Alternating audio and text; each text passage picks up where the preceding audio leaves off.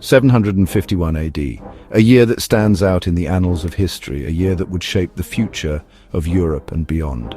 It was a super important year, a turning point that saw the end of an era and the beginning of new powers rising. The events of this year would ripple through time, influencing the course of history in ways that are still felt today. In 751 AD, empires fell and new ones began. It was a year of dramatic shifts where the old world crumbled and new powers emerged from the shadows. The fall of one empire often meant the rise of another, and this year was no different. The echoes of 751 AD still resonate through time, telling stories of monumental changes. It was a year that marked the end of an era and the dawn of a new age, a year that historians look back on as a pivotal moment in the tapestry of history. It was the year when the last vestiges of Roman power in the West disappeared, marking the end of a colossal era. The Roman Empire, which had once ruled the known world with an iron fist, saw its final remnants crumble away. The Roman Empire, once a giant that dominated the known world, had been weakening for centuries. Its vast territories, which had stretched from the British Isles to the sands of Egypt, were now fragmented and vulnerable. The western half of the empire, plagued by internal strife and relentless barbarian invasions, had disintegrated centuries earlier. The once unified empire was now a patchwork of warring states and territories. But in the east, the Roman spirit still burned brightly, kept alive by the Byzantine Empire. This eastern remnant of Rome continued to thrive, preserving the legacy of the ancient empire and its cultural and political traditions. However, even this last bastion of Roman power could not escape the inexorable march of history. The Byzantine Empire faced its own challenges and changes as new forces rose to challenge its dominance.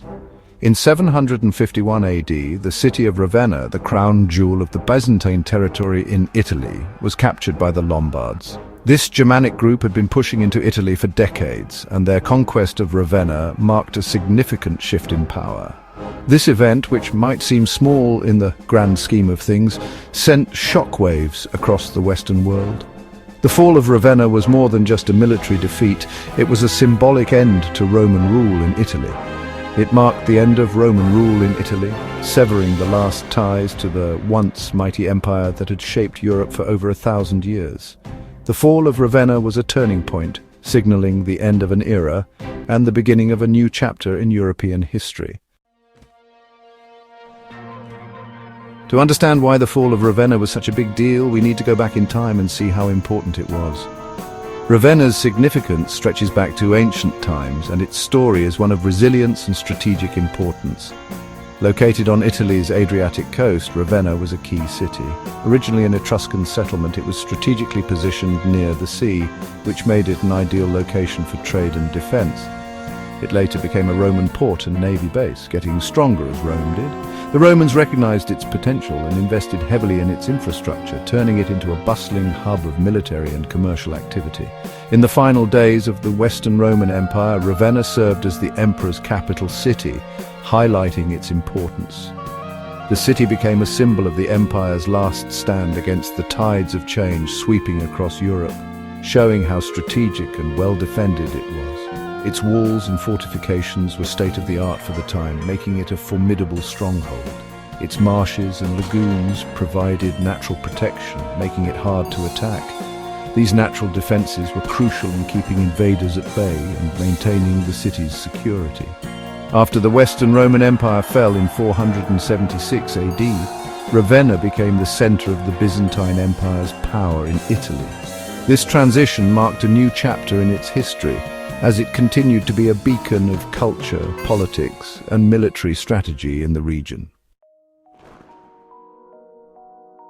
As the Byzantine Empire struggled with problems all over, a new power grew in the heart of Europe, the Lombards. A Germanic group of tough warriors and ambitious rulers, the Lombards came into Italy in the late 6th century AD, creating their own kingdom in the north. The Lombards, unlike the Ostrogoths before them, weren't happy just ruling Italy as a Roman province. They wanted their own kingdom, pushing out the Byzantines and establishing their own rules. Their push south brought them face to face with Ravenna, the last Byzantine stronghold in Italy. The Lombards, led by their ambitious king Aistulf, attacked Ravenna in 751 AD. The Byzantine soldiers, though outnumbered, fought bravely, helped by the city's strong defenses. But the Lombards, helped by betrayal from inside the city, broke through the walls, defeated the defenders and took Ravenna. The fall of Ravenna shocked the Christian world. The Pope, who had relied on Byzantine protection, was now at the mercy of the Lombards. Desperate for help, he turned to the Franks, a growing power in the north.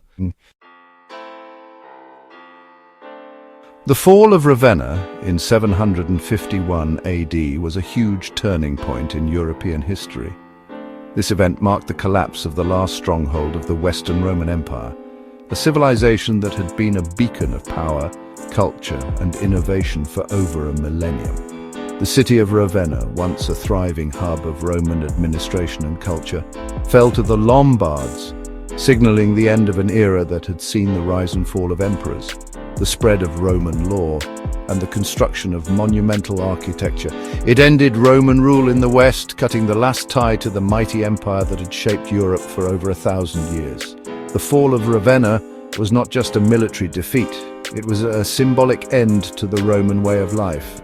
The intricate mosaics, grand basilicas, and the very essence of Roman governance and societal structure began to fade into history. The Roman eagle, which had soared for centuries, finally landed, its wings clipped by the winds of change. This majestic symbol of Roman power and unity, once feared and respected across continents, now lay dormant, a relic of a bygone era. The fall of Ravenna was a poignant reminder that even the greatest empires are not immune to the forces of time and change. This wasn't just about a change in who was in charge. It was a profound transformation in the very fabric of European society. The fall of Ravenna heralded the dawn of the Middle Ages, a period characterized by feudalism, the rise of the Christian Church, and the gradual formation of the modern European states. It was the end of an era, the closing of a chapter in European history. The Roman Empire, with its vast territories, sophisticated infrastructure, and rich cultural heritage, had left an indelible mark on the world. But now, a new chapter was beginning, one that would see the blending of Roman traditions with the emerging cultures of the medieval world. The Roman world, with its laws, language, and culture, which had ruled Europe for centuries, finally gave way to a new order, shaped by the growing powers of medieval Europe.